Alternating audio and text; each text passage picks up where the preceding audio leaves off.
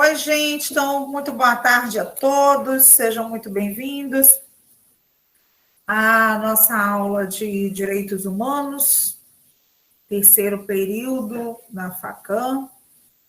Ficamos, então, com a quinta-feira, né, de 14h10 às 17 horas. Então, mais uma vez, muito boa tarde a todos. Na nossa aula passada, nós fizemos uma apresentação, foi a nossa primeira aula, dia 11. Fizemos, então, uma apresentação entre alunos e professora. Fizemos também a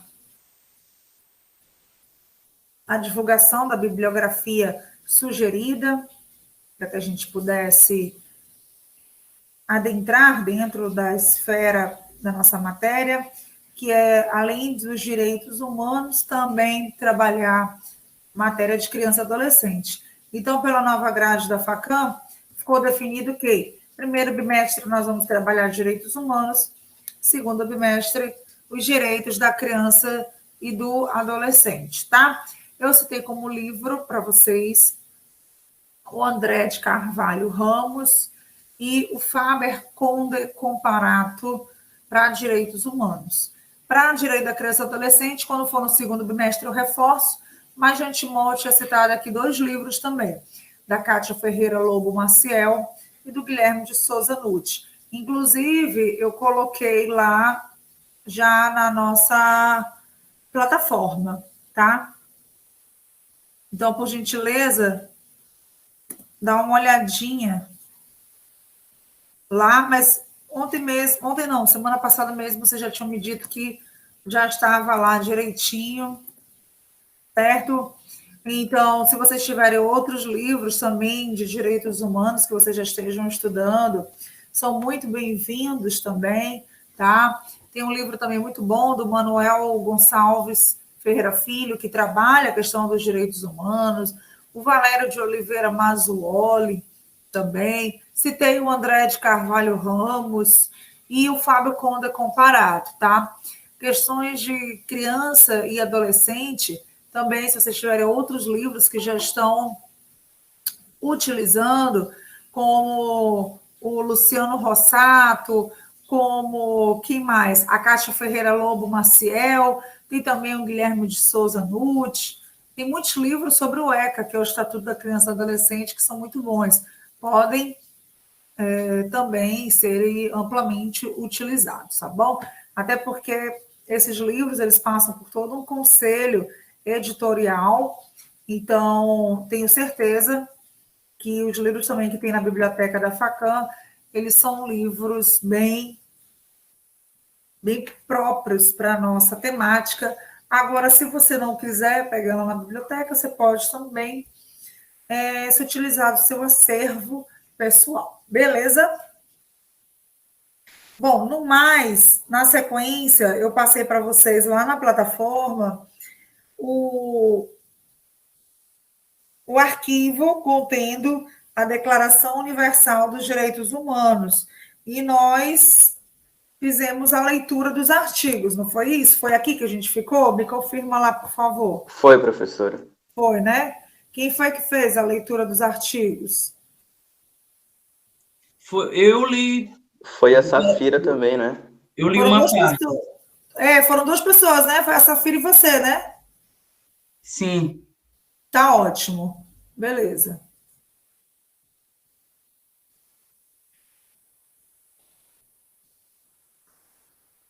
Então, hoje é a nossa primeira aula teórica. Vocês já conhecem a Declaração Universal, tá? Quem ainda, porventura, não participou dessa aula, quem ainda não leu, por gentileza, está lá no sistema. Por favor, leiam a declaração, porque ela é o marco principal aqui para a gente, nesse momento, estamos estudando direitos humanos, tá? Então, deixa eu só ver aqui. Está tudo certinho. Mas eu creio que tá, que a gente leu semana passada.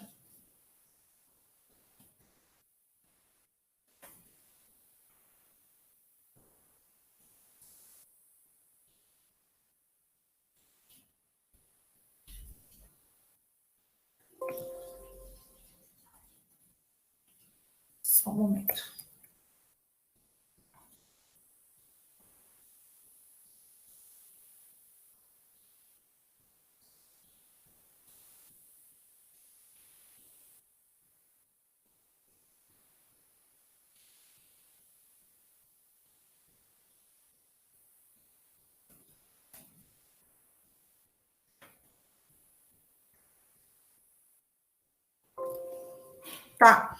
Tá tudo certinho lá, sim. Tem lá, inclusive, o link da aula de hoje. Sejam bem-vindos à bibliografia daqui, Declaração Universal dos Direitos Humanos da ONU, tá? Eu imprimi do próprio site das Nações Unidas e vocês leram as considerações, os considerandos, os preâmbulos e os 30 artigos lá da declaração, tá? Só lembrando a todos que o surgimento dessa declaração foi após a Segunda Guerra Mundial. A Segunda Guerra Mundial ela terminou em 1945. Então, quando foi em 1948, 3 anos após a nefasta guerra, foi aprovada na Assembleia Geral da Organização das Nações Unidas a Declaração Universal dos Direitos Humanos. Esse documento, então, ele chegou logo após os horrores de uma grande guerra, né? Talvez os bisavós de vocês, né, passaram por esses momentos. Meu avô era de 22, minha avó era de 34, então, meu avô era adolescente, minha avó era criança. Elizabeth, eu acho que até antes de Cristo, né? Que a gente diz, meu Deus do céu. É verdade, diz que veio junto com Adão e Eva, né?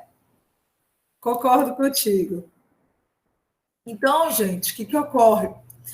Esse documento, ele chega depois dessa grande guerra, com o objetivo de servir como base para a luta contra a opressão, a discriminação, defendendo a igualdade, a dignidade de todas as pessoas no planeta. Então, ficou estabelecido que todo ser humano, somente por ser humano, já tem que ter resguardado seus direitos essenciais, como vocês bem explicitaram na leitura, sejam eles civis, políticos, penais, sociais, econômicos, culturais. É um grande misto ali aquela declaração. Parece até que a gente vê muita coisa no artigo 5º da nossa Constituição, né? Então, o que ocorre? Nós lemos esses 30 artigos e agora nós vamos ingressar na nossa aula teórica, tá bom? Então, vamos lá. Vou compartilhar a tela aqui com vocês para vocês poderem ver o vídeo, tá? Todo mundo acho que já fez a frequência, já colocou lá no chat. Então, ótimo. Deixa eu só dar uma boa tarde aqui para quem já está aqui. Alain, boa tarde. Antoniele, Arnaldo, Bruna, Dionara, Edjane, Eduardo, Estani, Gerlane, Igor, Jennifer, Laiane, Marcelo, Márcia, Maiane, Otávio, Paulo, Pedro, Renildo, Ruth, Samara, Samuel e William, que já estão aqui presentes, tá? Gente, a partir de agora, eu não vou mais conseguir olhar o chat, por conta que eu estou colocando aqui a tela cheia para mim. Vocês devem estar olhando tanto a minha tela quanto a minha pessoa, mas eu só olho a tela cheia no computador. Então, se alguém quiser contribuir, tirar alguma dúvida, ter algum tipo de informação além, por favor, abra o microfone, professora, que aí eu concedo a oportunidade, tá bom? Porque eu vou olhar agora o chat só mesmo quando eu fizer aqui uma pausa, correto? Então, vamos lá. Estão olhando os slides? Fala para mim no microfone. Estou, professora. Tá, estou. Então, vamos lá, gente. Faculdade do Maranhão, Direitos Humanos, 3º período.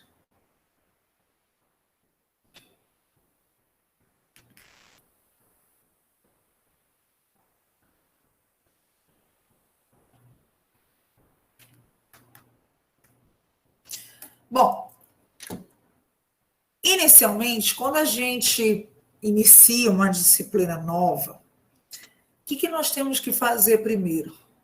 A conceituação, ou seja, a definição de direitos humanos.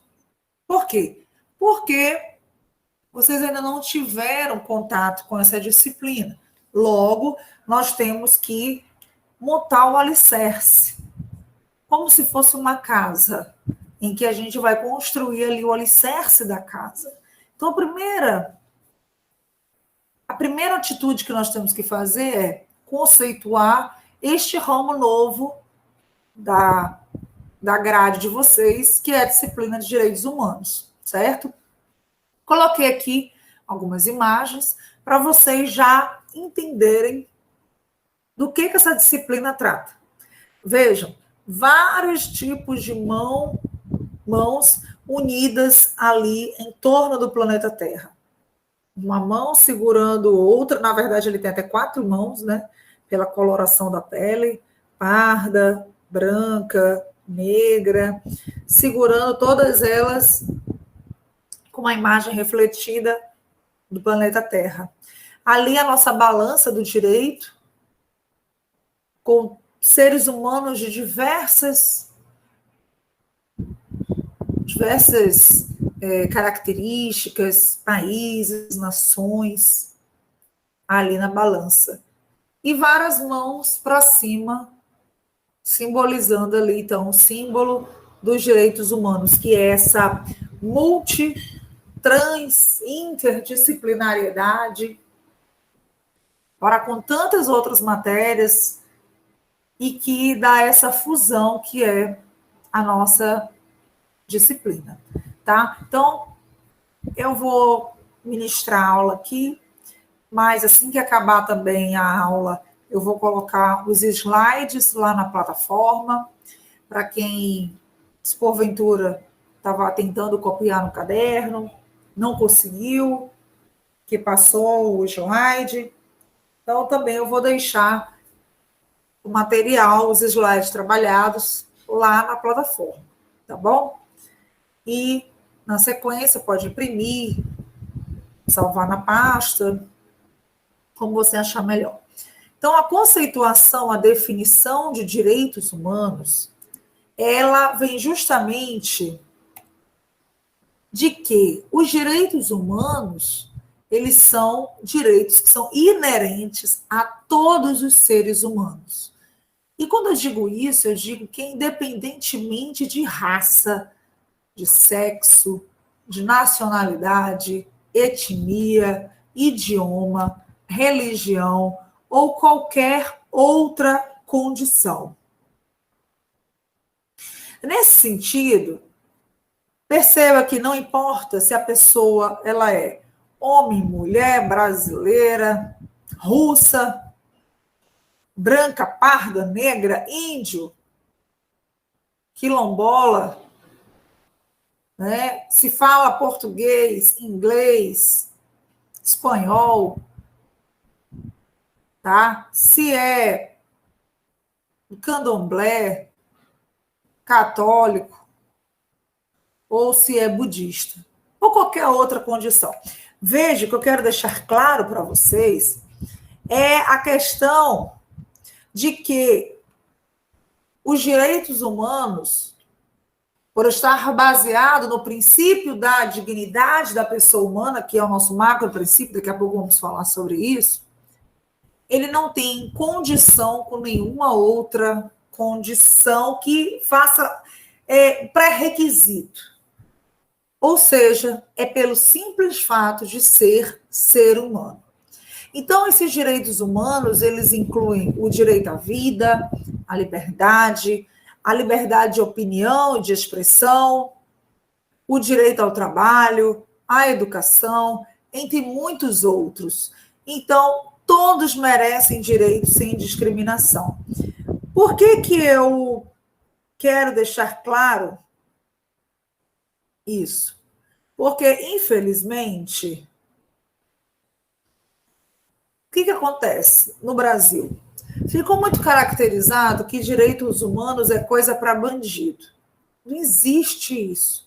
Isso é uma concepção da mídia infeliz que quer demonstrar que quem tem direitos humanos é bandido, que só quando o bandido vai preso é que tem direito. Chama a Comissão de Direitos Humanos da OAB.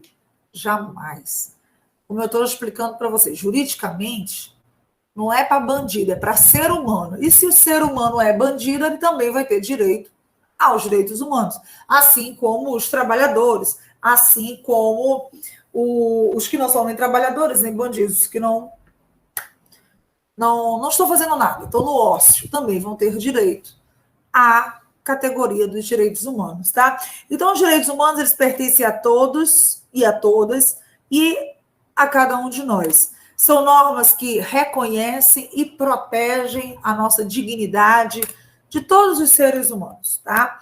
Então, regem o modo como os seres humanos individualmente vivem em sociedade e entre si, bem como essa sua relação com o Estado. Quando eu digo Estado, eu quero dizer o Brasil, né, Estado com E maiúsculo, e as obrigações que o Estado tem em relação a eles. Gente, eu peço que vocês entrem no horário, porque, por exemplo, eu vou ter que parar a aula agora para a Safira entrar, tá bom? Então, vamos todo mundo chegar dentro do horário, para que eu não tenha que parar a aula para liberar aqui a entrada. Então, olha só.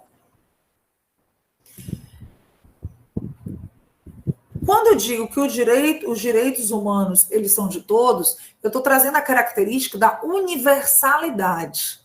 Né? Então, os direitos humanos, já que eu falei que independe de nacionalidade, já que nós vimos que a Declaração dos Direitos Humanos, ela é universal, por isso, Declaração Universal dos Direitos Humanos, significa que, por eu ter esse direito, também tem uma característica da inalienabilidade, que é, eu não posso dispor daquilo que é básico, daquilo que estão me dando apenas um mínimo. Né? Então, ninguém pode tirar de mim os direitos humanos, eu também não posso chegar e dizer, olha, eu quero fazer um acordo, eu não quero ter direitos humanos. Não.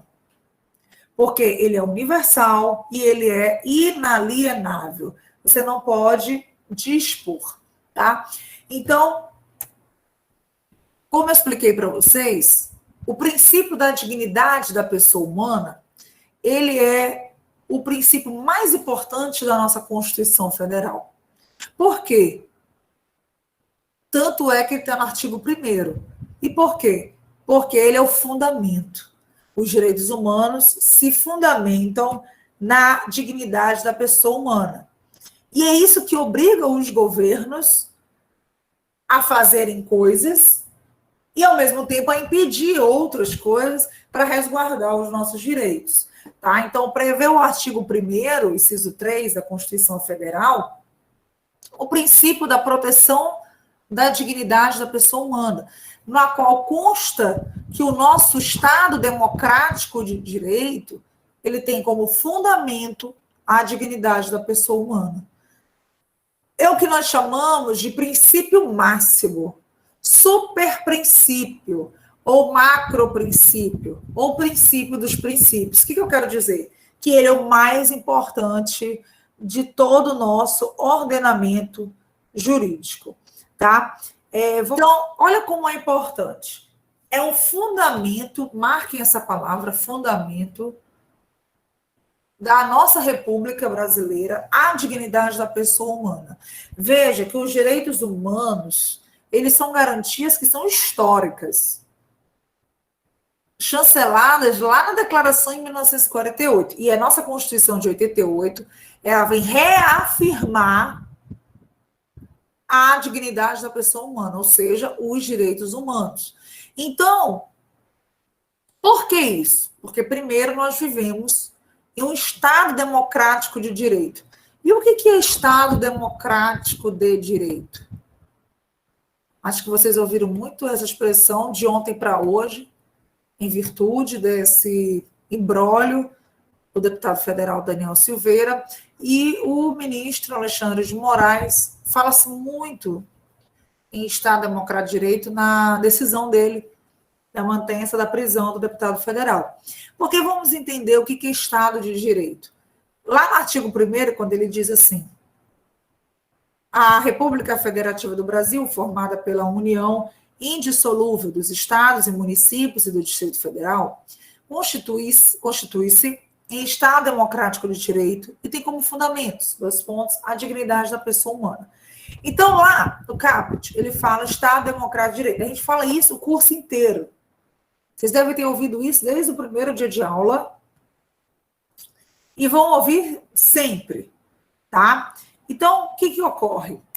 O conceito de Estado de Direito, ele está lá no artigo 1º, caput da Constituição Federal, ele pode ser entendido como um estado de poderes limitados.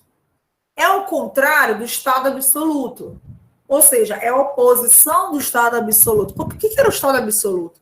Era aquele em que o poder soberano era ilimitado. Então, no Estado absoluto, que eu tinha lá a figura do rei, do soberano, ele tinha poderes ilimitados. No Estado de Direito, não. Os poderes são limitados. E no livro do José Afonso da Silva, ele vai nos explicar, nos advertir, que o conceito clássico de Estado de Direito, ele abrange 3 características. A primeira, que é a submissão dos governantes e dos cidadãos à Constituição. Então, Jair Bolsonaro, ele se submete à Constituição. Correto? Significa que ninguém está acima da Constituição. No Estado absoluto é o contrário. No Estado absoluto, o rei, o soberano, ele está acima da Constituição. Certo?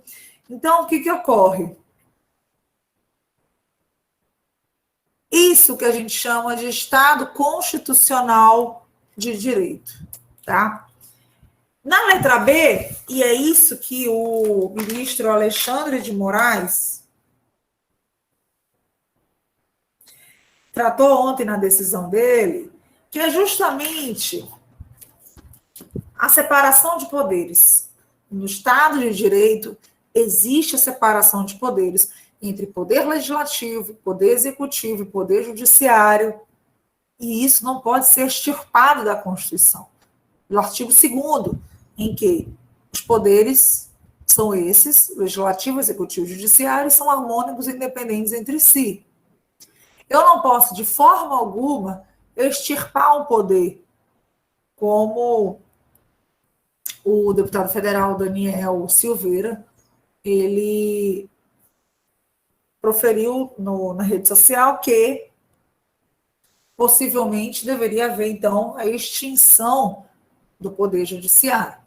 E é por isso que está esse imbróglio todo de ontem para hoje. Porque ele está ferindo o quê? O Estado Democrático de Direito. Uma das características do Estado Democrático de Direito.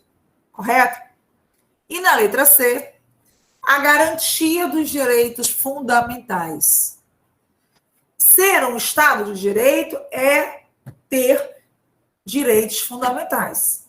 Isso está lá no título 2. Acompanhem lá no sumário da Constituição. Título 2 da Constituição Federal de 88 tem dos direitos e das garantias fundamentais. Dá uma olhadinha lá. Então, esses são as 3 características. Se alguém perguntar o que é Estado de Direito, é o Estado que os governantes e cidadãos são submissos à Constituição, existe a separação de poderes e a garantia dos direitos fundamentais. Correto? Vamos abrir a Constituição?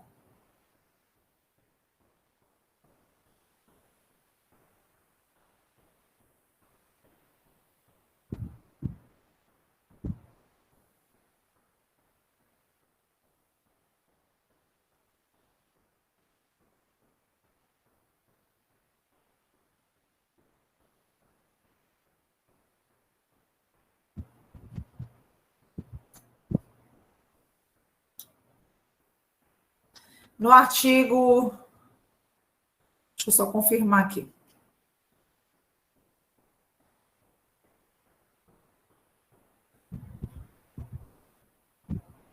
60, parágrafo 4º. Leia para mim, por favor, o parágrafo 4º direto,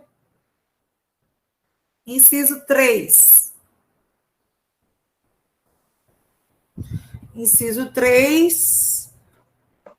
Eu posso ler, professora? Pode. E o inciso 4? Parágrafo 3, inciso Não, parágrafo 3 e 4. Ah, o ok. parágrafo 4º, o inciso 3 e 4. Parágrafo 4º. Não será objeto de deliberação a proposta de emenda tendente a abolir. Inciso 3. A separação dos poderes. Inciso 4. Os direitos e garantias individuais. Para vocês verem como é importante o Estado de Direito. Né? Então, isso também foi falado na decisão ontem do ministro Alexandre de Moraes, que a separação de poderes ela é tão importante dentro do Brasil que ela está lá no artigo 2º, e no artigo 60, parágrafo 4º, diz que jamais nenhuma emenda constitucional vai poder abolir a separação dos poderes. E jamais nenhuma emenda constitucional vai poder abolir os direitos e as garantias fundamentais individuais dos cidadãos. Então, é do núcleo duro da nossa Constituição, daquilo que não pode, é como se fosse o magma da Terra, né? Não pode ser modificado. Bom, agora que vocês já entenderam qual é o conceito de direitos humanos e a observação que eu fiz do que é Estado de Direito, vou dar um exemplo claro quando eu ministro Direito de Família, que é Direito Civil 5, do princípio da dignidade da pessoa humana aplicado ao direito de família. Mas, atualmente, nós estamos, da nossa geração, tratar da tese do abandono paterno-filial, ou conhecida também como teoria do desamor. O que é essa teoria do desamor? Olha só. A jurisprudência pátria, mais precisamente, e isso eu vou passar para vocês depois, em forma de atividade, ela condenou pais a pagar indenização aos filhos. Isso foi, inclusive, de relatoria da ministra Nancy Andrighi, do STJ, pelo abandono afetivo, por clara lesão à dignidade humana, aos direitos humanos. Então, vejam vocês. Foi o caso de um pai que ele até podia dar a pensão alimentícia. Todo dia 5 ele ia lá e cumpria com seu papel de pagar a pensão alimentícia. Porém, esse pai, ele nunca levou aquele menino para penar um papagaio, tomar um sorvete, assistir um filme, uma série, ler um livro. Consegue entender a diferença? Que o fato da pessoa pagar a pensão alimentícia, pagar a percearia, pagar o colégio, pagar o plano de saúde, não significa que ele tenha afetividade. Tem gente que paga tudo isso e não visita o filho. Ah, professora, é meu pai purinho. Olha aí, ó, a aplicação da teoria do desamor. Pra ver como já sabe. Então, olha só, eu vou passar essa atividade e ele vai, ó, tirar de letra. Por quê? O que o STJ decidiu?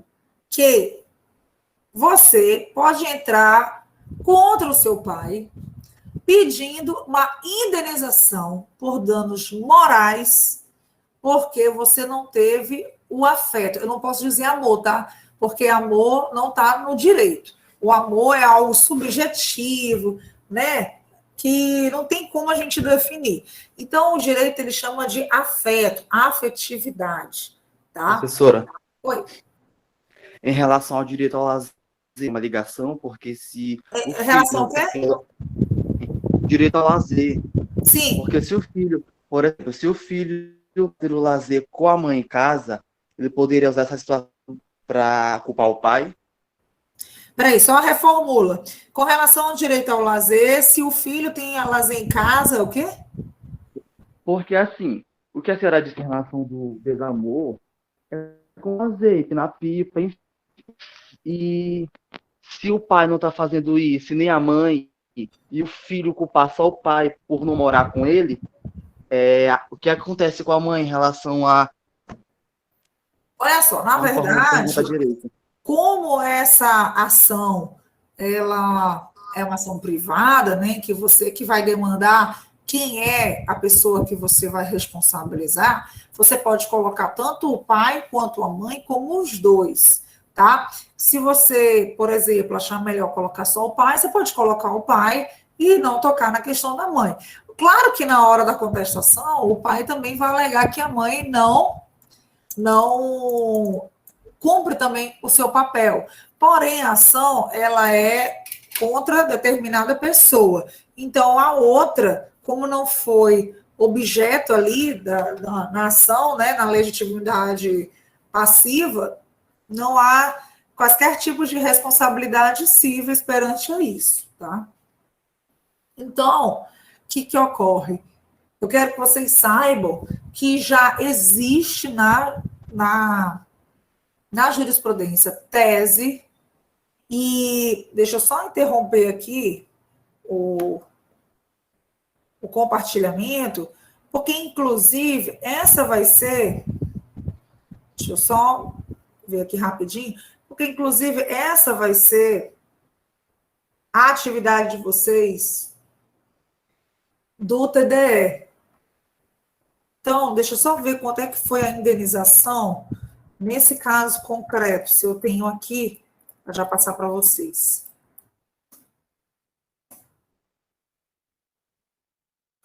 Olha só.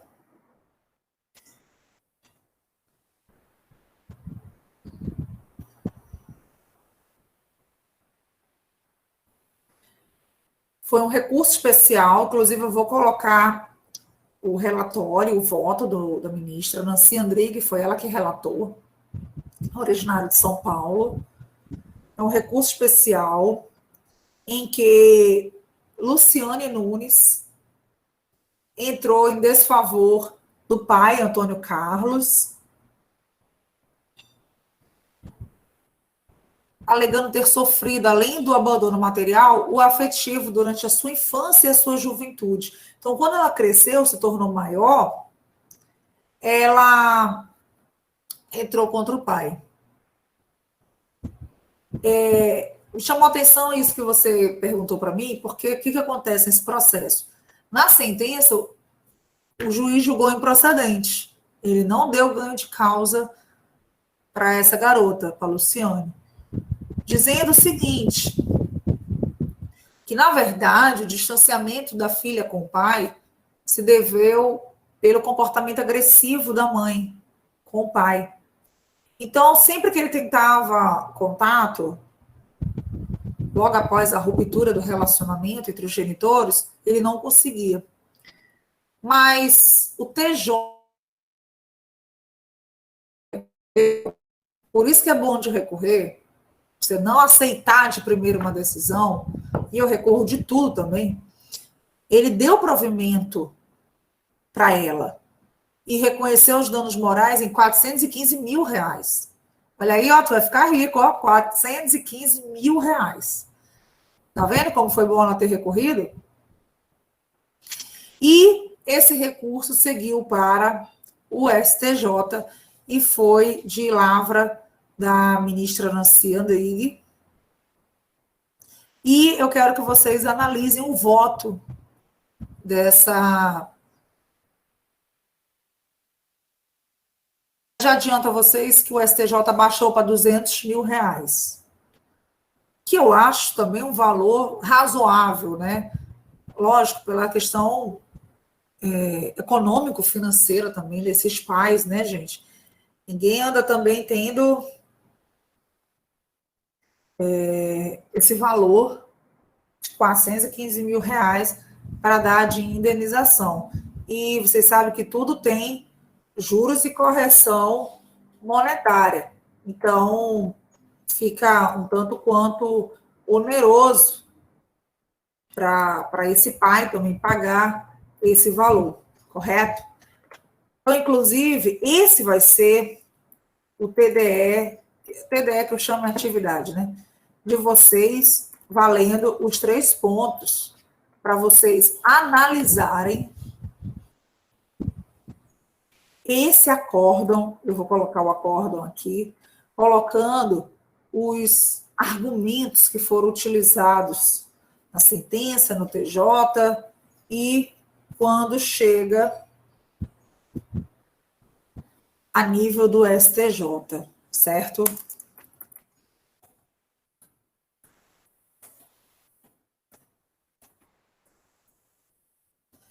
Deixa eu logo colocar aqui para vocês na página.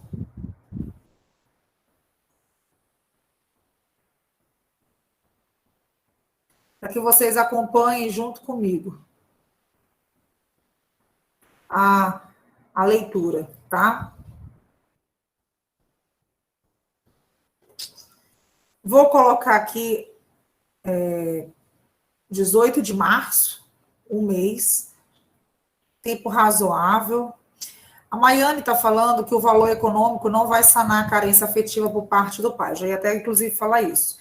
Concordo, Maiane, mas toda decisão ela tem um caráter pedagógico. E ele vai ficar com o nome no banco dos réus, com a sentença, o condenando. Claro que não vai trazer o amor, porque o amor você não consegue trazer. Mas o direito, ele consegue fazer as compensações, né? E dá esse caráter pedagógico da sentença de que ele está sendo ali condenado por esse motivo. Professora, na verdade, Estou olhando aqui. Oi, pode falar. na verdade, esse é o objetivo da criança, né, do jovem que passa por essa situação. Ela vai tentar, alguns vão tentar por esse meio chamar a atenção do pai e comprovar que eles queriam sim o afeto dele, não conseguiram. E alguns vão até se sentir mais seguro, mais cheios, completos, depois de conseguir ganhar. O pai foi condenado, né? Tem até um alívio no coração de saber que Justamente. Né? Ó, o Hugo Thiago, Marcelo está dizendo para Alain, pode falar. Isso, Alain, se quiser falar, pode ligar o microfone. O Hugo Thiago. Isso faz 10 minutos já, professora. Ah, tá. O Hugo está dizendo que ainda bem que leva a filha para passear. Hugo, não é só levar a filha para passear, tem que também dar carinho, dar afeto, né? E é bom o Hugo tirar foto nesses passeios que ele faz, porque vai que a criança revolta. Tem foto. Gente, vocês fazem direito, né? Vocês estão todos cercados aí de provas, né? Prova documental, prova testemunhal. Estou gostando de ver. Tá? Então, eu vou colocar aqui.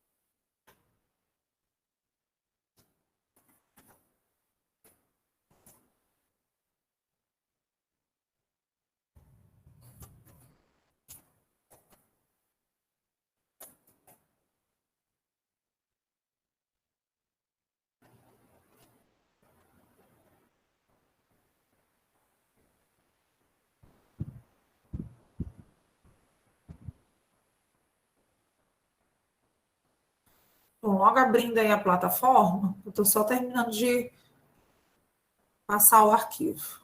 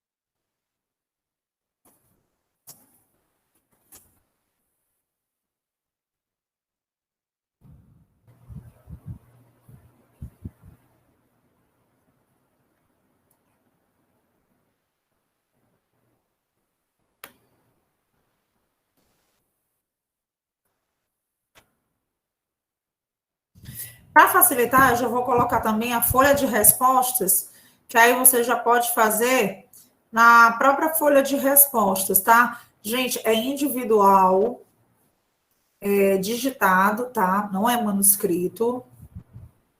E coloquem só no Word ou no PDF. Eu, Bruna, prefiro PDF. Porque no Word pode ser que a formatação ela fique diferenciada, tá? Então, se puder salvar no PDF, eu prefiro.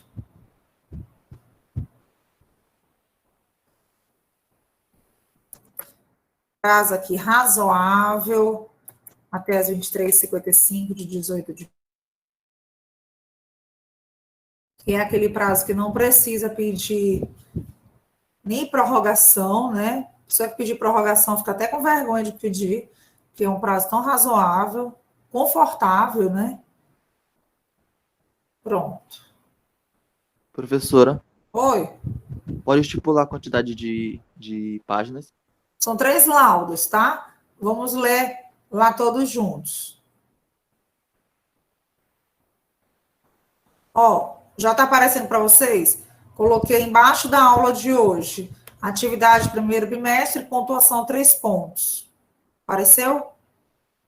Sim. Tá. Apareceu. Aí clica lá. Vai ter 3 arquivos. O primeiro é a folha de respostas. O segundo, apareceu aí 2021.2, né? Mas é 2021.1. Tem o RESP, veja se o RESP está abrindo. E o terceiro, ali que eu botei ali, TDE, que é trabalho discente efetivo, ou seja, o trabalho que vocês vão fazer efetivamente para ganhar os 3 pontos, porque vocês sabem que a prova, ela vale 7, né? E o trabalho, ele vale 3. Está sim, abrindo todos. Tá. Veja se... Ah, tá, já me respondeu, beleza. Bom, eu não vou ler com vocês o RESP, por conta que é isso que eu quero que vocês façam. O que eu vou ler é a folhinha com as instruções, tá? Então, vamos lá.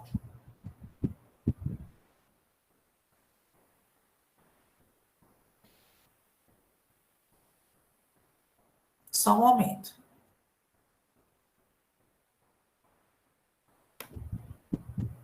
Só corrigindo esse negócio que eu tinha botado 2021.2, botando aqui 21.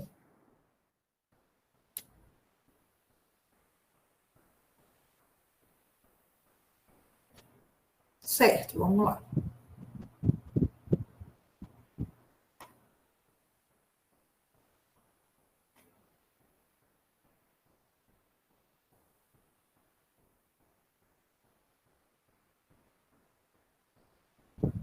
Olha lá, está escrito assim.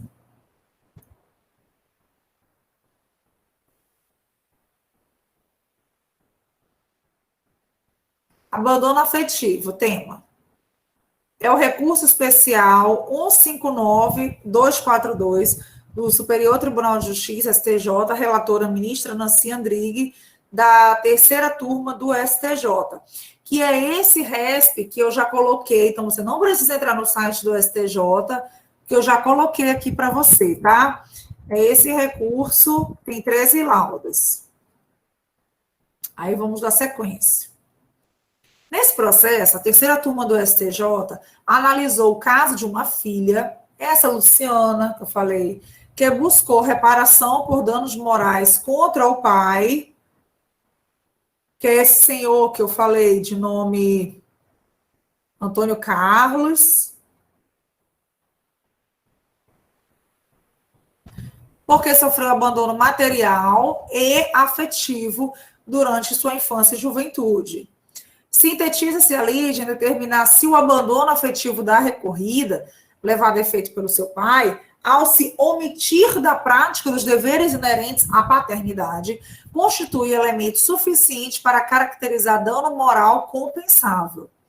Em seu voto, a relatora Nancy Andrighi afirmou que a comprovação do descumprimento da obrigação legal de cuidar da prole implica o reconhecimento de ilicitude civil na forma de omissão, e surgindo daí a possibilidade de se pleitear a compensação por danos morais por abandono psicológico. Tem crianças que precisam fazer terapia com o psicólogo, até mesmo tomar medicamentos passados pelo psiquiatra por ter ficado ansioso, por ter ficado com comportamento amuado, né, com comportamento cabisbaixo, refletindo até mesmo na escola, nas notas e na faculdade. Então, essa omissão, ela, segundo o STJ, pode se pleitear compensação. Então, nesse sentido, Vossa Senhoria, como futuro operador do direito, elabora um texto dissertativo, uma espécie de redação, na modalidade digitado, seguindo as normas da ABNT, e no mínimo 3 laudas, tá? Apontando quais os fundamentos e as bases legais utilizadas no voto do acórdão. Então, você pode fazer um resumo do que foi, como que foi esse processo, como eu falei para vocês, como que estava no primeiro grau, que o primeiro grau julgou improcedente, né? Depois, o TJ, ele julgou procedente em mais de R$400 mil. Por quê? Qual o objeto? E o acórdão, como é que ficou, e esse voto, tá? Então, você pode utilizar o voto e o relatório e o voto. Ou seja, tudo que eu botei ali para vocês. E aí eu pergunto para vocês, entenderam? Alguma dúvida? Eu tenho dúvida, professor. Pode falar. Eu cheguei um pouco atrasada porque eu estava no médico e eu não consegui compreender quando a senhora estava falando sobre o TED. Sobre o quê? Desde o início, eu estou perdida. Você não conseguiu compreender o quê? Está falando muito baixo, não estou escutando. Pode falar um pouquinho mais alto? Sobre a atividade, eu estou perdida, eu não consegui compreender. Tá. Vou repetir.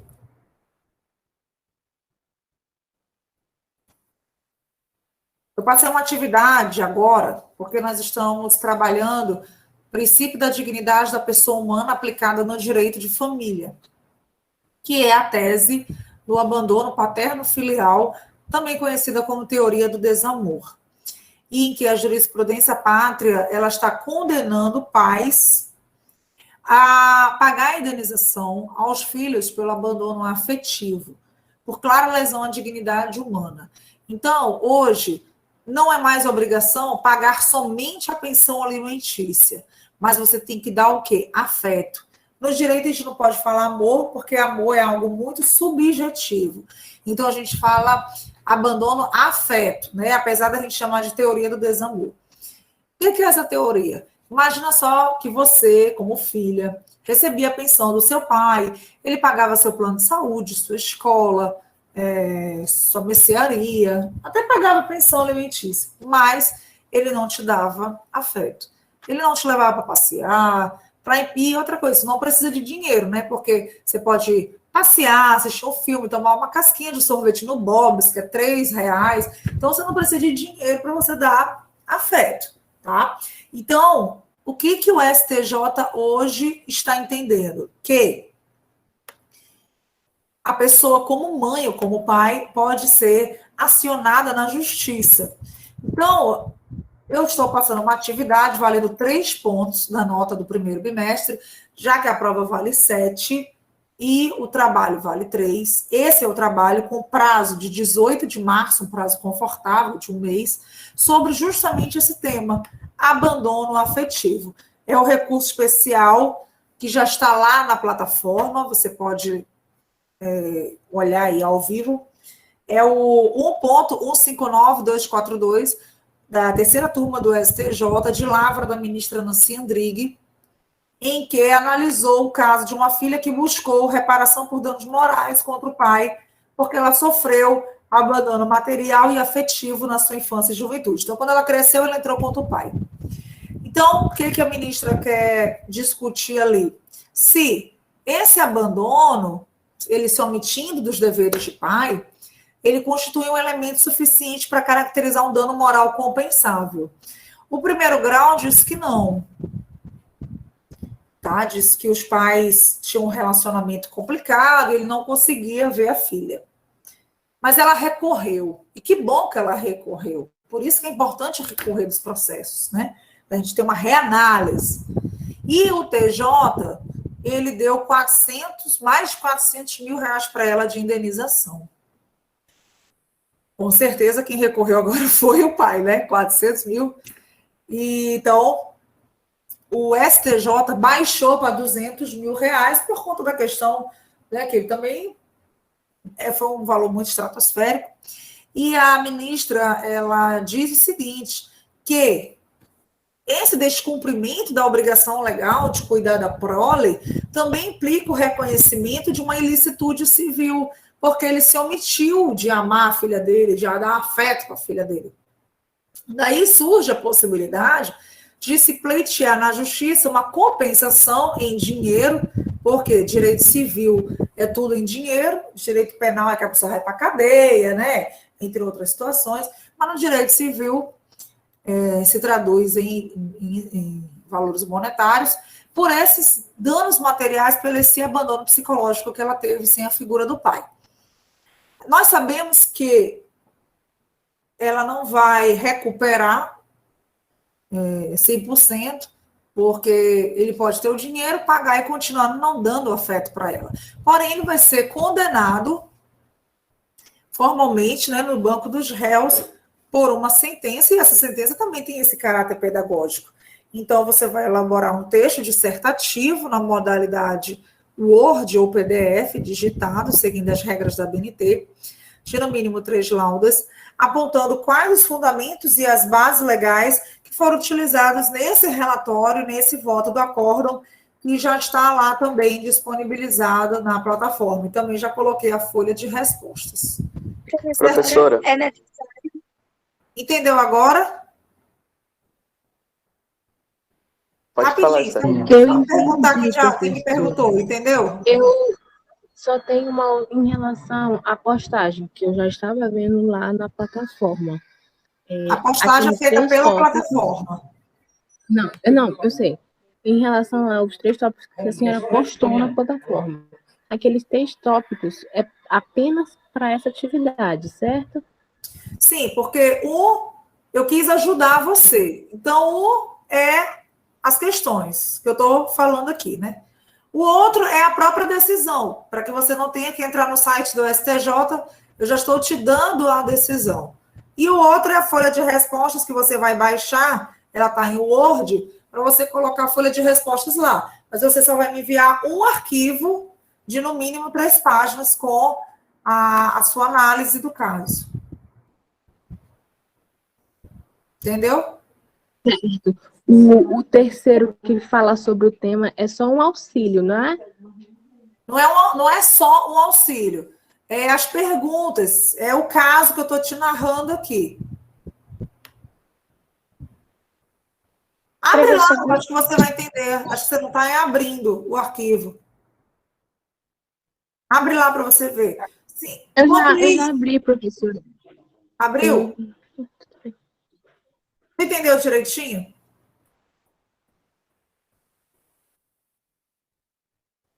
Tá sim, professora.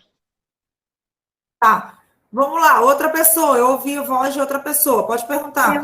É porque, assim, a senhora postou a folha de resposta. É necessário usarmos essa folha de resposta ou podemos fazer nosso próprio cabeçalho como de costume? Bom, como eu coloquei a folha de respostas, é necessário. É necessário, né? Tá bom. Porque eu preciso desse padrão que é da própria folha da prova de vocês, esse padrão que a gente usa na Facam. Apesar de que vocês entraram na pandemia, né? Vocês só tiveram aula de fevereiro, não viram uma prova presencial. Mas esse é o cabeçalho da Facam, que é o obrigatório. Mais perguntas? Eu ouvi a pergunta de um homem, eu ouvi a voz. Pode perguntar. É tu, Marcelo? Não era tu que ia perguntar? Gente, coloca o nome completo, tá? Por favor.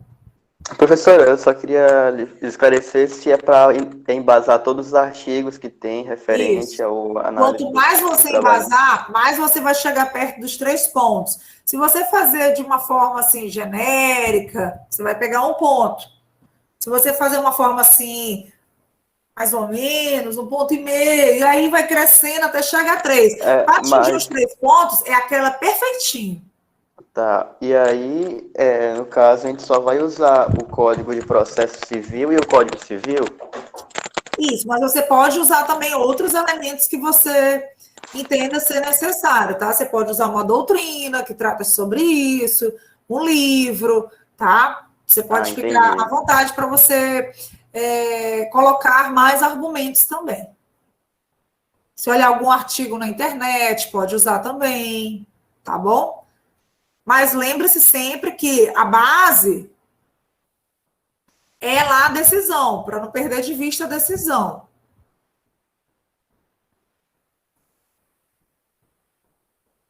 E professora, então é para fazer um resumo de tudo, é? Exatamente. Você vai fazer um resumo do que foi decidido lá no STJ. E você pode utilizar uma obra, um livro, para falar um pouco mais do que é o abandono afetivo, o que é essa teoria do desamor, tá? Para você aumentar mais o seu conhecimento.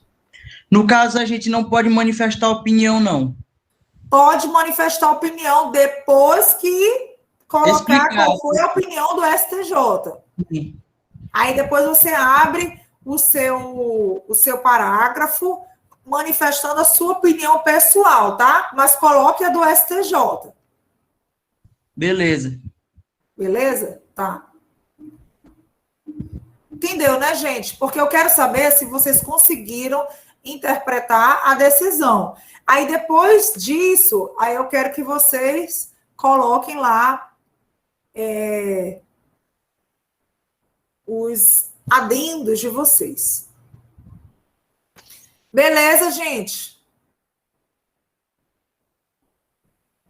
Tudo certinho? Quem coloca lá para mim. Está tudo certinho. Maiane está dizendo que conhece muitos que praticam isso, né, Maiane? E você está vendo, Maiane, que a indenização é alta, né? O STJ chegou a R$200 mil. Que é para ver se freia mesmo, né? Bom, eu quero que vocês me coloquem o ok, está tudo certinho, se entendeu? Porque a hora de perguntar é agora, gente. Tá com dúvida? Pode perguntar.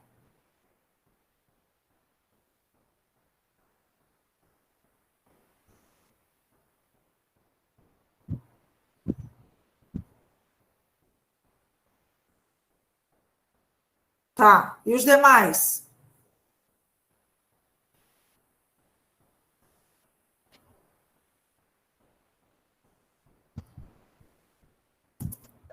Tá tudo jóia, professora. Beleza. Certinho. Então, vamos lá.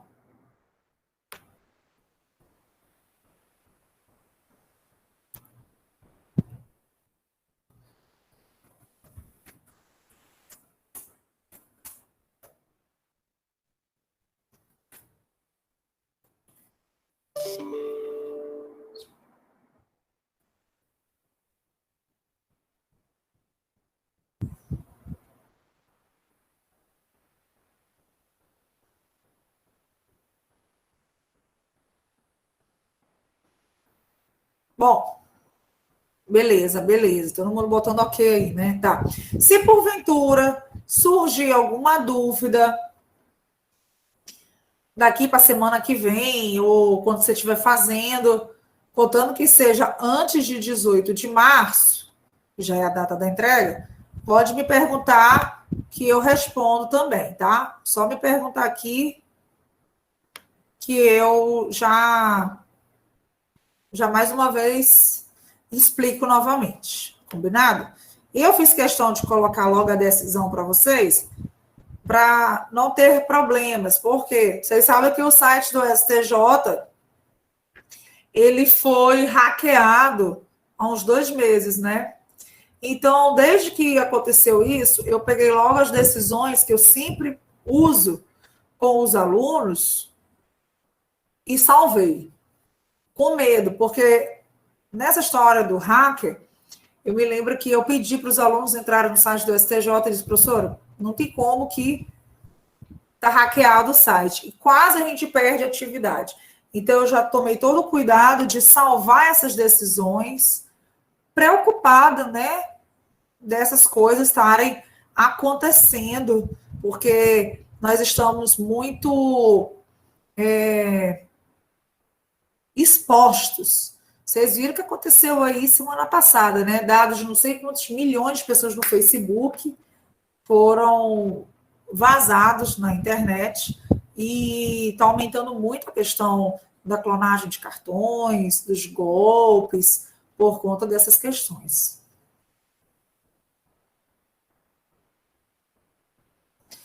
Certo? Então, vamos lá. Já está tudo certinho. Agora nós vamos voltar para a aula teórica.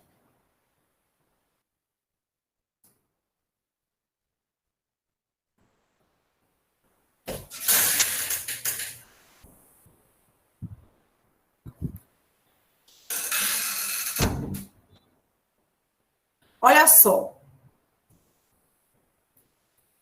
Agora que nós terminamos essa questão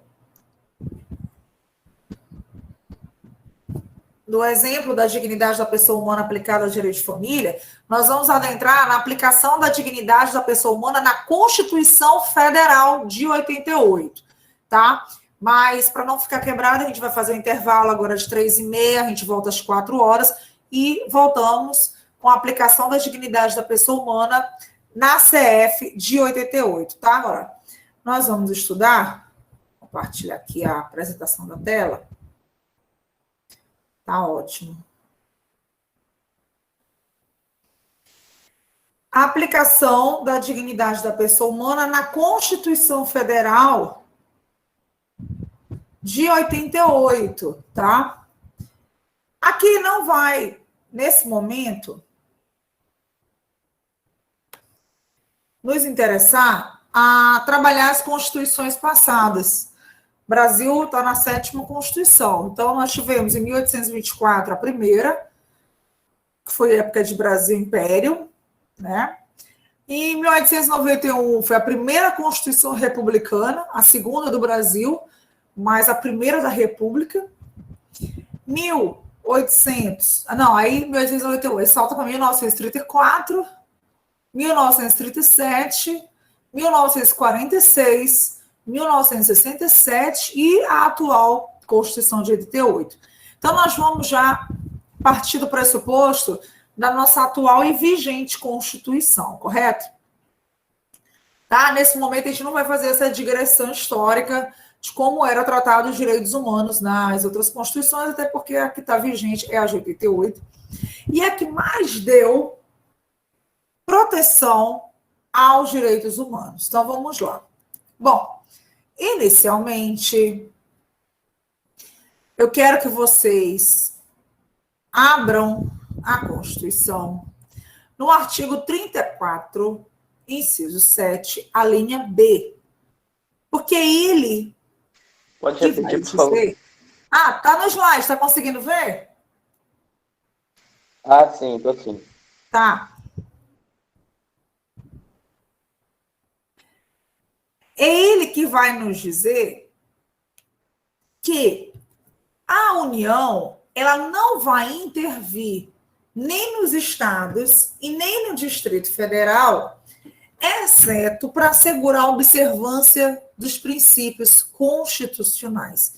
E um dos princípios constitucionais são os direitos da pessoa humana.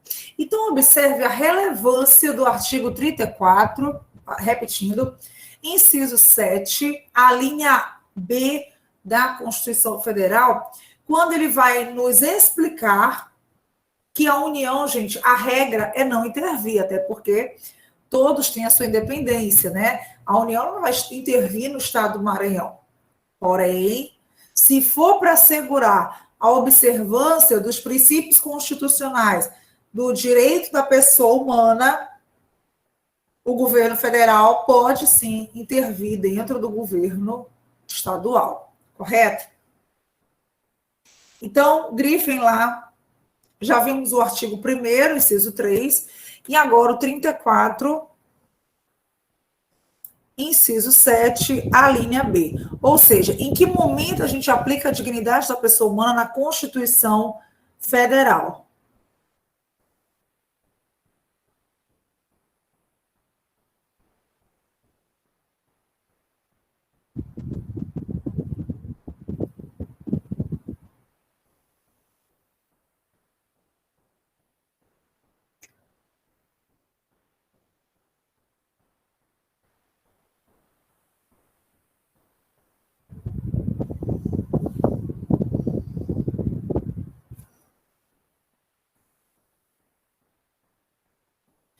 O próximo artigo que eu quero que vocês tomem nota é o artigo 4, no inciso 2. Por quê? Porque um dos princípios nas relações internacionais, na dignidade da pessoa humana, é a prevalência dos direitos humanos. Então, o artigo 4, inciso 2, ele é claro ao afirmar que a República Federativa do Brasil, ela rege-se nas suas relações internacionais pelos seguintes princípios. 2 pontos, o que nos interessa é o inciso 2, do artigo 4, prevalência dos direitos humanos. Então, olha só que interessante. Não só dentro do ordenamento jurídico pátrio, como também no ordenamento jurídico internacional.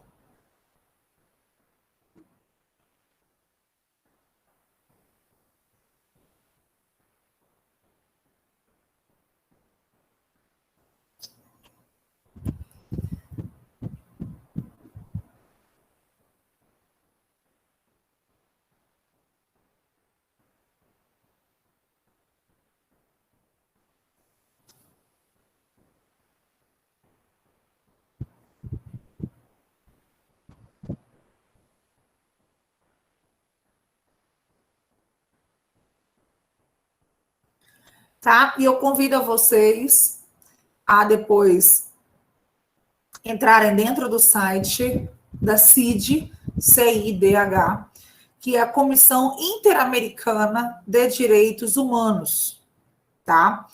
Essa Comissão Interamericana de Direitos Humanos, ela é o órgão principal e autônomo da Organização dos Estados Americanos, OEA. Acho que vocês já ouviram falar na OEA, tá? Então, que é encarregada pela promoção e proteção dos direitos humanos no continente americano. Por isso que o nome da convenção e da comissão é interamericana, tá? Ou seja, entre os estados, estado com E maiúsculo, que é nação, americanos, certo? Essa comissão, gente, ela é integrada por 7 membros independentes que atuam de forma pessoal e a sede da comissão fica em Washington, D.C., Estados Unidos. Ela foi criada em 1959 e, juntamente com a Corte Interamericana de Direitos Humanos, que foi instalada em 1979, então veja, a comissão foi em 1959. A Corte foi em 1979, 20 anos depois. É uma instituição do Sistema Interamericano de Proteção dos Direitos Humanos. Bom, como que esse sistema iniciou? Já que nós estamos falando das relações internacionais. Ele iniciou formalmente com a aprovação da Declaração Americana de Direitos e Deveres do Homem. Nós vamos estudar isso mais afinco na próxima aula, mas já estou adiantando aqui para vocês. Foi feito em Bogotá, onde também foi adotada a própria Carta da OEA. Então, o que ocorre? Essa Constituição é uma das mais respeitadas do mundo, tá? O que acontece? Como nós já lemos, foi em abril de 48 que a OEA aprovou a Declaração Americana de Direitos e Deveres do Homem, que nós lemos, que foi o primeiro documento internacional de direitos humanos de caráter geral. E aí eles começaram a fazer visitas em loco, ou seja, em cada país, para observar a situação geral dos direitos humanos de cada país, para investigar situações particulares. O Brasil, inclusive, ele já foi condenado algumas vezes na OEA. Tá? E a gente vai também estudar essas condenações. Bom, desde 1965 que a comissão ela recebe e processa denúncias, petições sobre casos individuais de violações de direitos humanos. Os informes de cada caso que chega lá, eles fazem depois um relatório anual para informar a sociedade. Só de 65 a 2011, para vocês terem uma noção, mais de 19 mil casos de violações foram registrados na comissão. E aí o que acontece? O Brasil, por que eu estou falando tudo isso? Porque o Brasil, ele é um dos 24 países que faz parte dessa comissão. Lembre, são estados americanos, né? Então, Sul, América Central e o Norte, tá? Então, o que ocorre? Países como Chile, Colômbia, Bolívia, Costa Rica, República Dominicana, México, Panamá, Paraguai, Peru, Uruguai, Suriname, Venezuela, Panamá, todos eles também se comprometeram internacionalmente a respeitar e a dar garantias, certo? Então, nós vamos trabalhar sobre essas relações internacionais também na próxima aula. Pois não. Aproveitando que a senhora está falando da OEA, é só Perfeito. falar que no período passado, durante uma apresentação de um trabalho na matéria de psicologia jurídica, eu e Marcelo, nosso grupo estava abordando sobre serial killer, e eu e Marcelo falamos sobre como a OEA agiu aqui no Maranhão em relação ao caso dos meninos emasculados. Emasculados, perfeito, eu ia falar sobre isso, maravilha. Aí a gente Pode falou sobre o que o Brasil e o Maranhão sofreram com isso, as repúdias, as acusações, na demora da resolução dos casos. Perfeito. Exatamente. Quando eu vou falar, vou te dar a palavra também para você falar também sobre o seu ponto de vista, porque é justamente isso, sabe? É justamente isso. Aqui no Maranhão já foi levado esse caso. A nível Brasil também nós temos um caso de trabalhadores escravos contemporâneos, que inclusive esse caso eu estudei mais com afinco, porque está na minha tese de doutorado de políticas públicas na UFMA, e a gente vem falando justamente sobre esses casos que são próximos da gente, né? Como você bem pontuou, o caso dos meninos emasculados. Então, essas questões de direitos humanos, elas podem sim ser peticionadas na OEA, e nós vamos tratar dessa matéria na quinta-feira que vem, tá? Agora, lembrando a todos vocês que todos os tratados, convenção, por exemplo, essa convenção interamericana é uma convenção internacional de direitos humanos, que forem aprovados em cada casa do Congresso Nacional, tem que ser em 2 turnos, tá? Ou seja, tanto na Câmara dos Deputados quanto no Senado Federal, por 3/5 dos votos dos deputados federais, depois dos senadores, e são equivalentes a emendas constitucionais, ou seja, tem status de emendas constitucionais. Então, grave, tratados e convenções internacionais sobre os direitos humanos equivalem a emendas constitucionais. E Lembrar que, como é o procedimento, se eu perguntar numa prova para vocês, tem que ser aprovado em cada casa do Congresso Nacional, em 2 turnos, por 3/5 dos votos dos respectivos membros, e equivale às emendas constitucionais, conforme o artigo 5º, parágrafo 3º. Tá? Anote lá.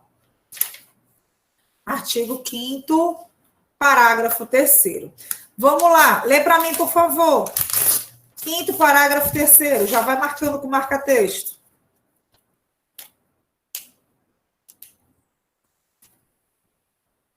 A senhora quer só o parágrafo ou o caput também? Não, pode ler o caput e o... Não, o caput não. Só o parágrafo 3º. Tá bom. Os tratados e convenções internacionais sobre direitos humanos que forem aprovados em cada casa do Congresso Nacional em 2 turnos, por 3/5 dos votos dos respectivos membros, serão equivalentes às emendas constitucionais. Perfeito. Aproveita, já leu o artigo 4, inciso 2. Tá, ok, deixa eu só achar aqui. Inciso 2. Isso. Vai ler o artigo 4, o caput. Artigo 4º. A República Federativa do Brasil rege-se nas suas relações internacionais pelos seguintes princípios. Inciso 2. Prevalência dos direitos humanos. Perfeito. E o 34, inciso 7, a linha B. 34, inciso 7, a linha B. Isso. Artigo 4º. A União não intervirá nos estados nem no Distrito Nacional, nem no Distrito Federal, exceto inciso 7, né? Isso. Assegurar a observância dos seguintes princípios constitucionais. E a linha, linha B, direitos da pessoa humana. Tá ótimo. Teve mais algum? Não. Foram esses 3 que nós já vimos até agora. Tá ótimo, perfeito. Obrigada. Certinho? Então, vamos lá. Bom, o Brasil, ele propugnará, está lá no artigo 7º da DCT, que são os atos das disposições constitucionais transitórias, né, que está depois da Constituição. Ele propugnará pela formação de um tribunal internacional dos direitos humanos. E que, no caso da gente, a gente segue a Corte Interamericana dos Direitos Humanos, essa que eu falei para vocês. A base é justamente lá no artigo 7º, a DCT. E se tiver outra, porque no caso, gente, essa aqui é interamericana, também tem a europeia e tem a africana, tá? Da Ásia não tem, estranho, né? Mas a gente tem americana, europeia e africana. Se tiver uma mundial, o Brasil também, ele propugnará, ou seja, ele almeja participar e ser membro, tá? Artigo 7º da DCT. E quero também trabalhar com vocês a questão de que o artigo 109, em seu inciso 5A, combinado com o parágrafo 5º da Constituição, ele vem dizer o seguinte: olha, Bruna, se tiver alguma hipótese de uma grave violação de direitos humanos, imagina, por exemplo, o caso dos meninos emasculados. O Procurador-Geral da República, ou seja, o chefe do Ministério Público Federal, com a finalidade de assegurar o cumprimento de obrigações decorrentes de tratados internacionais de direitos humanos, dos quais o Brasil seja parte, poderá suscitar perante o Superior Tribunal de Justiça, em qualquer fase do inquérito ou processo, incidente de deslocamento de competência para a Justiça Federal.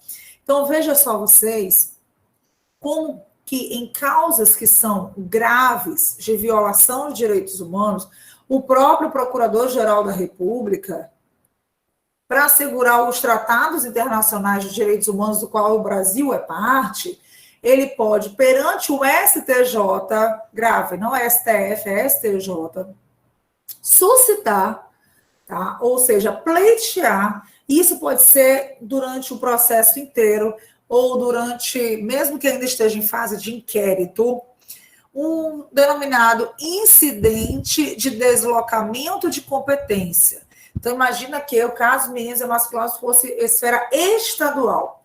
Ele pode pedir para o STJ que desloque a competência para a Justiça Federal. Por quê? Porque nós sabemos que a Justiça Federal, ela tem um viés, além de mais célere, ela tem um viés mais, digamos assim, punitivo, de maior celeridade, tá? E também por conta de que, quando envolve questões de grave violação de direitos humanos, a Justiça Federal, ela tem uma atribuição mais pertinente para esse caso.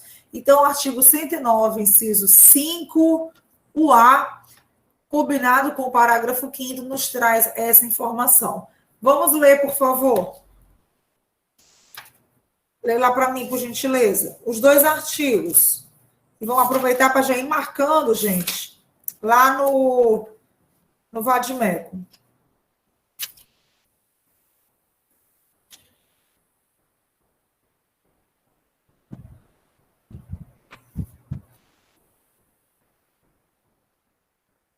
Professora, só uma dúvida. Pode falar.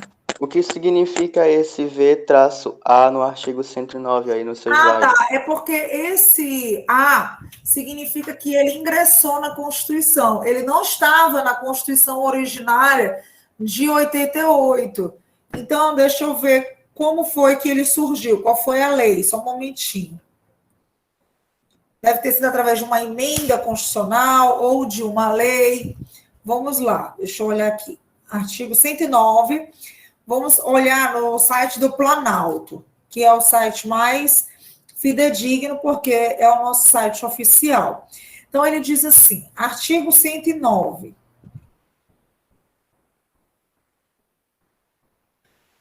Inciso 5-A.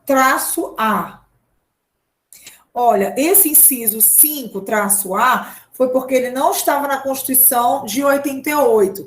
Ele entrou através de uma emenda constitucional número 45 de 2004. Porque é o seguinte, do 5 pula para o 6. Só que inventaram 5A. Isso está acontecendo muito na legislação, não sei se você já percebeu. Quando você não pode criar artigos, você inventa.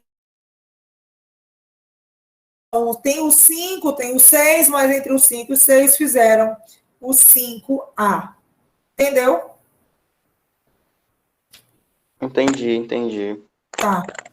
Então, ele entrou com a emenda 45 de 2004, que ficou conhecida como a reforma do Poder Judiciário.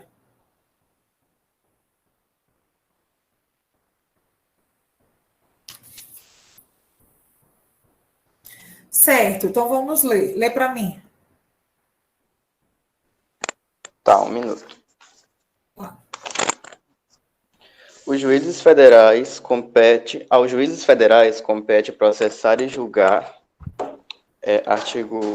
parágrafo 5º, nas hipóteses de grave violação dos direitos humanos, o Procurador-Geral da República, com a finalidade de assegurar o cumprimento das obrigações decorrentes de tratados internacionais de direitos humanos, dos quais o Brasil seja parte, poderá solicitar perante o Superior Tribunal de Justiça, em qualquer fase do inquérito ou processo, incidente de deslocamento de competência para a Justiça Federal.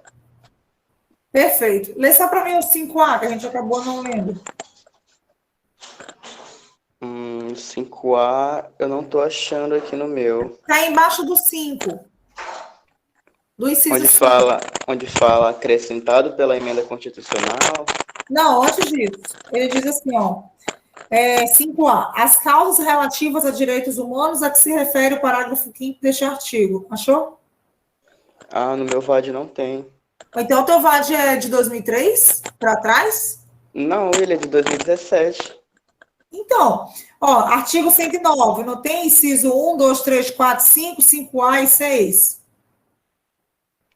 Ah, não tem não. Vixe, então tem que pedir indenização para essa editora. Vai que no dia da prova caia isso. e aí tu não tem no teu. Já pensou? Tem que pedir indenização. Mandar um e-mail para dizer, olha, vem completo. Beleza?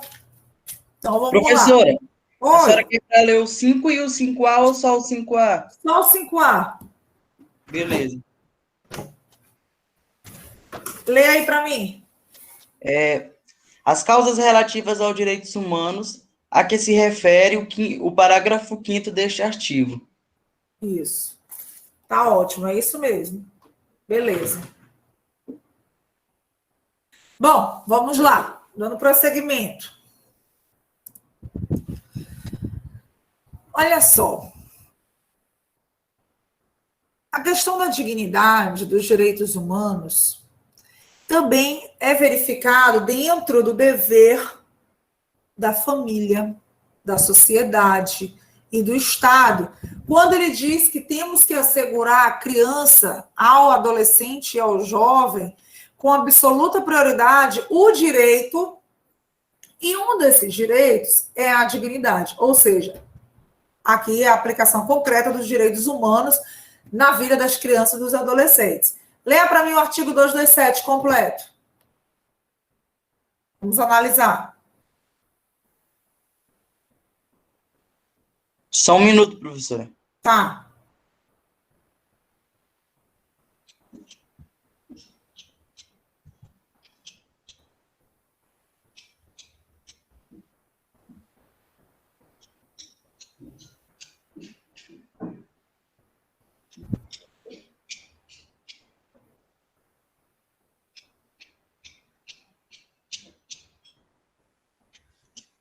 Estou já achando aqui.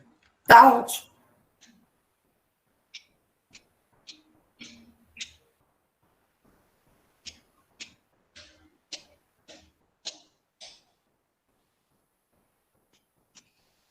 Artigo 227. Caput. Perfeito. É dever da família, da sociedade e do Estado assegurar à criança, ao adolescente e ao jovem, com absoluta prioridade, o direito à vida, à saúde, à alimentação, à educação, ao lazer, à profissionalização, à cultura, à dignidade, ao respeito, à liberdade e à convivência familiar e comunitária, além de colocá-los a salvo de toda forma de negligência, discriminação, exploração, violência, crueldade e opressão.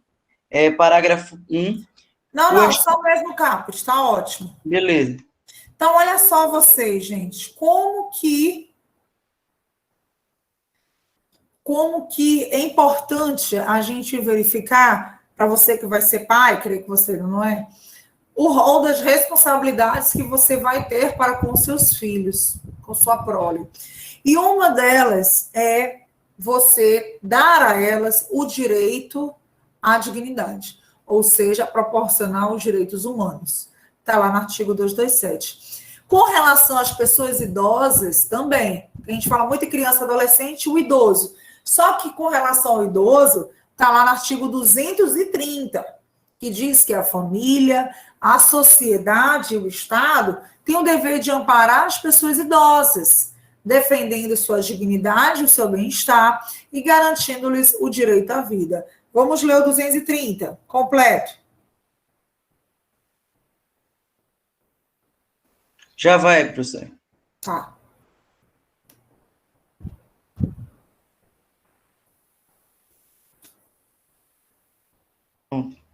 Caput. A família, a sociedade e o Estado têm o dever de amparar as pessoas idosas, assegurando sua participação na comunidade, defendendo sua dignidade e bem-estar e garantindo-lhes o direito à vida.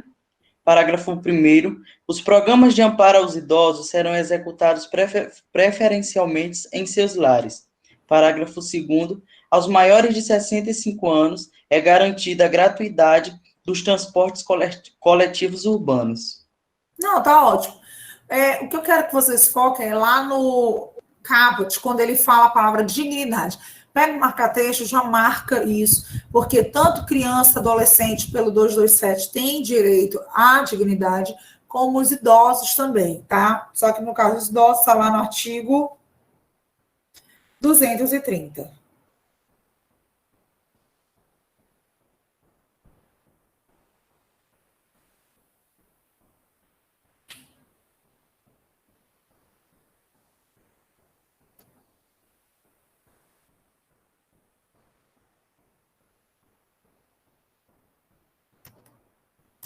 Certinho?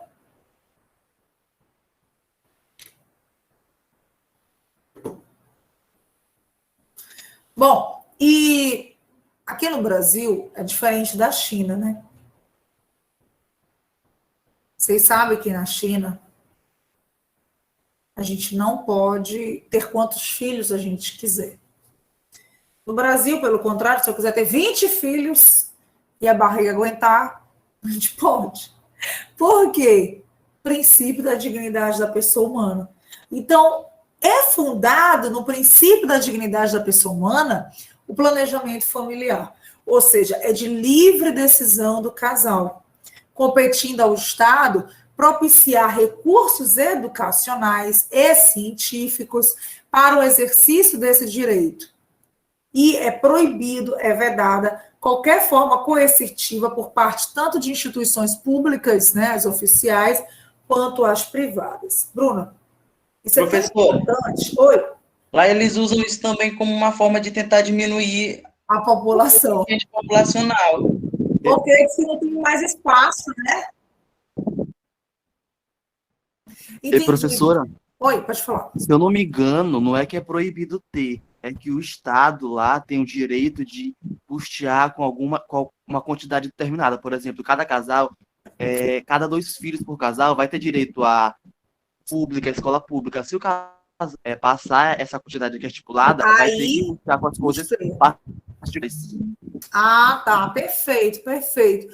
Então, Professora, oi. agora na China, saiu agora uma tentativa do governo, olha a bizarrice, de masculinizar os rapazes, tá entendendo como é? Eles acham que nesses últimos anos, a maioria dos meninos, sabe, eles estão se desenvolvendo um pouco assim, frágeis, com fragilidade. E o governo acha que isso é um problema para o futuro da nação. A senhora vê lá como é a situação. Aí eles estão com um programa, isso é bizarro, saiu agora, de tentar masculinizar os rapazes nas escolas. Isso vai ter até acompanhamento técnico, professores novos. Isso é bizarrice, isso aí. Ó. Nossa, isso daí é sobre cada uma, né? Então, gente, aqui no Brasil, o que o governo pode fazer? Explicar sobre a camisinha, fornecer de graça a camisinha pela farmácia popular, e explicar sobre os métodos contraceptivos, né? Até fornecer também o DIU, o dispositivo intrauterino, o anticoncepcional, ou se não fornecer, colocar preço de custo. Mas ele não pode chegar e dizer, olha, você só pode ter 2, 3 filhos. Por quê? Porque isso é princípio da dignidade da pessoa humana. Planejamento familiar é um direito meu, é meu e do meu esposo, é livre decisão do casal. Então, por isso que eu digo que o Estado ele pode propiciar recursos educacionais e científicos, como o folhetinho explicando como é que faz para não engravidar, o folhetinho explicando como usar a tabelinha, né? Como a gente poder entender melhor o uso da camisinha, como é que coloca uma camisinha, como é que faz para usar a camisinha feminina, enfim. Mas não pode nada coercitivo, é proibido qualquer forma coercitiva, tanto de instituição pública como privada, porque a gente tem, então, a materialização aqui do nosso direito humano a procriar. Certinho? Minha avó, então, levou ao pé da letra, teve 11 filhos. Nessa questão aí, ela é pessoa. Olha, se não é verdade, então, vamos lá. 11 filhos.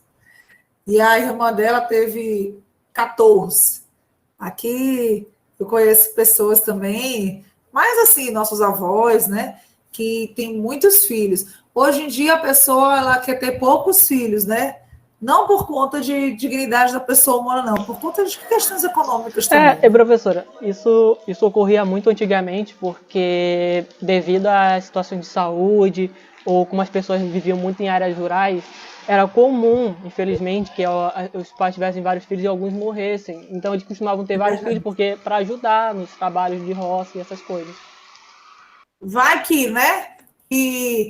que aconteça algo com essas crianças e, então, como você falou, precise dos irmãos eles assumirem o lugar na roça, né, no roçado, ou vai que foram para a guerra. Gente, isso é muito sério, né? Como você está falando aí. Eram outros tempos. A minha avó, por exemplo, ela teve 11 filhos e o meu pai só teve 3 filhos. E eu ainda não tive nenhum filho, com 34 anos. Então, as coisas estão mudando. As pessoas estão tendo menos filhos. E isso não é porque o governo dita ou não dita as regras, é por conta mesmo de toda uma conjuntura até mesmo econômica.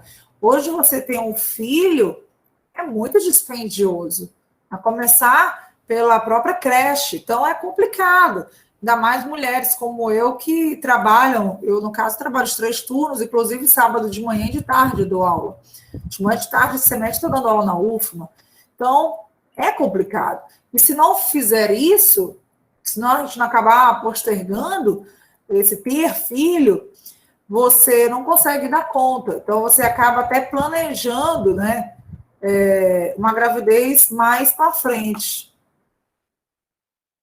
Professor, Oi, pode falar. só para complementar o que o Otávio falou aí, que eu também ia falar.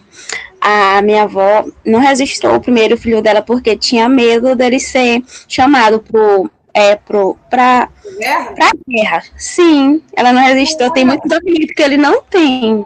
Foi o primeiro dela, ela não registrou. E outro ponto. Pela uma pesquisa que eu vi, daqui a 2050, até 20 anos, vai diminuir. Nem todas as mulheres querem ter filhos. No máximo, elas vão ter um. E só ia ter um filho a partir dos 28 anos de idade para frente. Uma pesquisa que mostrou. Tá vendo? Acredito. Por quê? Porque está cada vez mais dificultoso ter filhos, né? Vocês devem ver na casa de vocês os pais falando, olha, é diferente de como era na minha época. E é diferente mesmo, né? Antigamente era mais acessível as coisas, né? Hoje, para você, por exemplo, estar estudando, no mínimo você tem que ter um computador, você tem que ter uma internet, senão você não participa da aula. Um bom celular com internet, você sabe que isso gasta muito internet, né? A participar da aula, se não for no Wi-Fi. Então, o que acontece é que hoje você tem muito mais gastos do que era antigamente, que não precisava desses gastos todos, correto? Então, queridos, essa foi a nossa aula. Acabei de postar aqui para vocês os slides na plataforma. Veja se já está lá. E na quinta-feira que vem a gente volta. Veja se já está lá. Eu botei lá slides da aula 18 de fevereiro de 2021. Já está, professor. Já está baixando direitinho. Veja lá. E os slides que a gente trabalhou na aula de hoje. Peguem o marca-texto e grifem todos os artigos que a gente viu, tá? E na próxima aula a gente continua a aplicação da dignidade da pessoa humana na Constituição Federal. Vamos ver também essa questão da Comissão Interamericana de Direitos Humanos. Na sequência, a gente parte para a esfera trabalhista, tá bom? Um beijo, uma ótima quinta-feira para vocês. Fiquem com Deus. E até mais, professor. Tá, tchau.